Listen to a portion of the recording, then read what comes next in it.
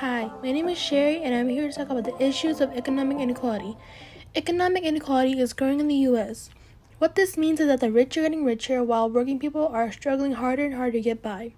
Economic inequality isn't a new thing. It has existed since the start of this country, but at what point does inequality become a problem? What causes it? And what can be done to fix it? In this video, I'll be addressing these questions by providing evidence. So we know that inequality exists in our society, but is it a problem? The following graph shows that the wealthy people are only getting wealthier in our country, while the middle class stays the same. At the same time, many people are struggling simply to earn enough money for basic necessities like housing. Well, for one, first and foremost, it could happen to you, because a lot of us come from the same situations that you people live in. I lost my home in the 2008, the whole housing crash thing. In this video, we see how many people are barely surviving with what little they have and what they can get their hands on to survive our modern-day society. When we look at this evidence, we see that the same thing that was taking place during the Great Depression is also happening in our society, such as there is a time of prosperity once it had reached a certain point in the economic inequality reaches up there's a crash and both rich and poor people struggle. Now that we see that inequality exists, we have to ask the question, is it a problem? Inequality poses a big problem because living nowadays are getting harder and harder for people everywhere, whether they're making a decent living or minimum wage. It's still not enough to live in a house or apartment to eat or even to put food on a table. I make $9 an hour. I probably bring home gross $700, $750 a month. My rent is $550, so I can't even put food in the house with the remainder of that paycheck left over in a month. The following video demonstrates this by showing that $9 per hour isn't a stable paycheck that workers can live off on. And in this video, we also see that they have to struggle whether or not deciding that they should keep a roof over their heads or if they want to put food on the table.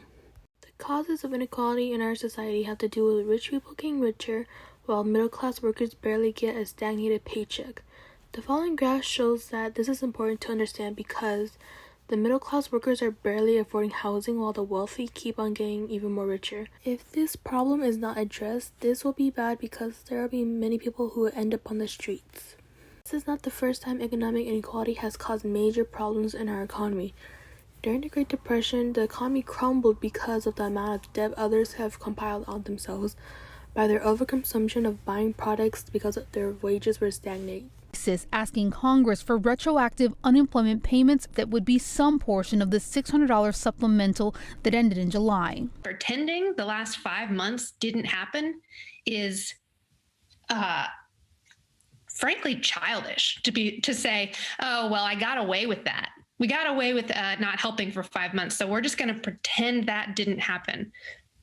People won't survive. The collapse of the economy was a huge problem because it left everyone unemployed. The money they had saved up and put into the banks are gone forever, and everyone barely survived due to the lack of food, which they couldn't afford. In order to address this economic crisis, President Franklin Roosevelt created a platform called the New Deal. The goal of the New Deal was to relieve and stabilize our economy with reform plans and programs. Some of the programs created were FDIC, CEC, CCC, WPA, Social Security, and public assistance. They were intended to help people by relieving people and help a steady recovery and reform by making new rules and laws to prevent things such as the stock market to happen again. Understanding what happened in the past is key to understanding what we need to do today about inequality. One possible solution would be to tax the wealthy. People like Morris or Buffett are worth so much money because of the stock that they hold, but it's not tangible, spendable, taxable money. In this video, we see that this will be effective because those taxes will be used for beneficial things that are needed, such as healthcare or making college more affordable for students. Another possible solution would be to make college more affordable to students. This would be effective because it would help students pay off their other debts and loans. It would also help them decrease their debts that they have to pay off. Another possible solution would be to make college more affordable to students. This would be effective because it would help students pay off their other debts and loans. It would also help them decrease their debts that they have to pay off. In this video, we see that it should be free because it could possibly reduce student debt, and students can have their education regardless of their yearly income and etc. The problem is, college costs are insane these days. To pay for it, students are taking on more and more debt. It's getting to the point where unless your last name is Bezos or Zuckerberg, a college education kind of feels like a pipe dream. One answer is free college. It was a big part of Bernie Sanders' 2016 presidential campaign. We should have free tuition at public colleges and universities. That should be a right of all Americans, regardless of the income of their families. And tuition-free community college is now listed in the official platform of the Democratic Party. One of the things that we should have learned from the Great Depression is that it was a dark and miserable time for many people during that time era, whether it was housing or feeding families. Something that we can do differently today is to give workers more freedom with how they're working their jobs and release student debts from colleges.